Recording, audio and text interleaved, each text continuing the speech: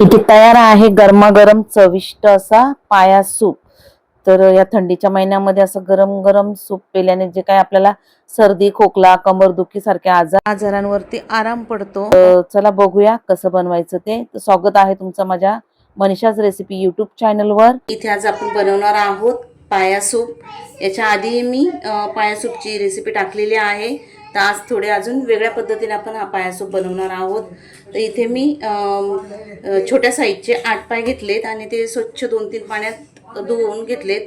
आता त्याच्यामध्ये टाकण्यासाठी लागणारे ते साहित्य आहे, अर्धा मूठभर लसूण आहे, 1 ते 1.5 इंच अद्रकचा तुकडा घेतलाय, 1 दालचिनी, 1 काळी वेलची, 10-12 मिरी आणि 5-6 लवंग, 2-3 तमालपत्र आहेत, तेजपत्ता आहेत आणि अर्धा चमच मी ओवा घेतला। आता थंडीचा महिना चालू आहे आणि थंडीमध्ये सगळ्यांना सर्दी खोकला तर याच्यावरती आपला हा मस्त रामबाण औषध पाया सूप।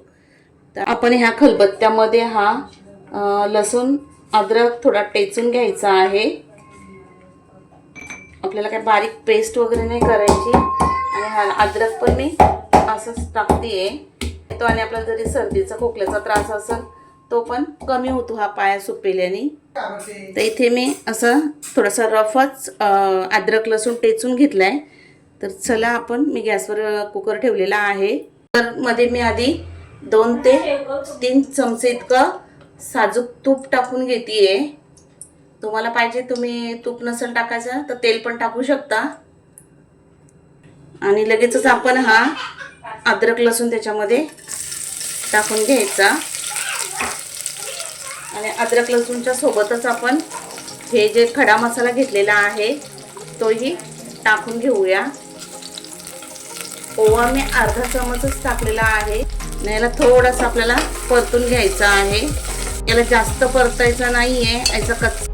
आणि हा पाया सूप कुकर मध्येच बनवायचा, पातेल्यामध्ये बनणार नाही, खूप वेळ लागेल। पाय जेव्हा शिजतील त्याच्यामध्ये त्याचं सगळं अर्क उतरेल।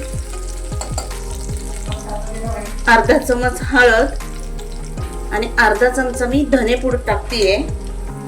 हे थोडंसं परतून घ्यायचा आणि लगेचच आपण हे जे पाय धुवून ठेवलेत ते टाकून घेऊया। आणि सगळं आपल्याला व्यवस्थित मिक्स करायचं आहे, नाही की आपण चवीपुरतं थोडंसं मीठ टाकून घेणार आहोत आणि लगेचच आपण याच्यामध्ये पाणी टाकून घेऊया।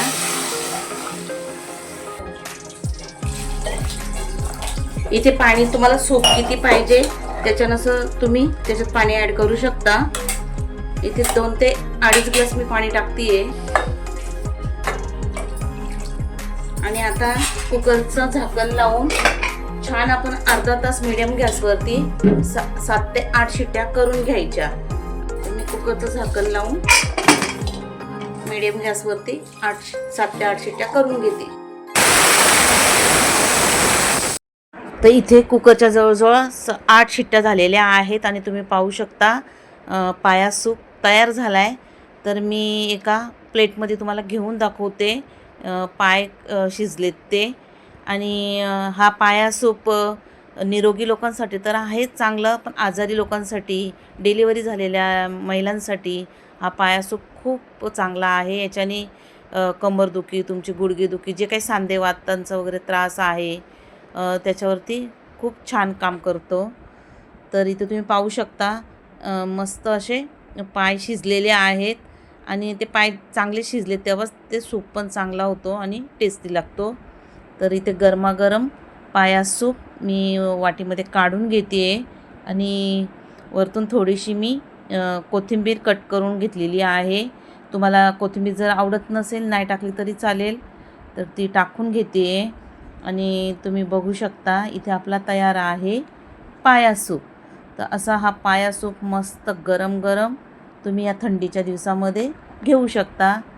तर तुम्हाला माझी रेसिपी कशी वाटली कमेंट करून मला नक्की सांगा आणि आवडल्या असेल तर माझ्या मनीषाज रेसिपी यूट्यूब चॅनलला सबस्क्राईब करा, बेलचा बटन दाबा, आवडला तर लाईक करा आणि जास्तीत जास्त मित्रपरिवारांमध्ये शेअर करा। तर ह्या पद्धतीने एकदा हा पाया सूप नक्की बनवून बघा आणि कसा होतोय ते कमेंट करून मला नक्की सांगा।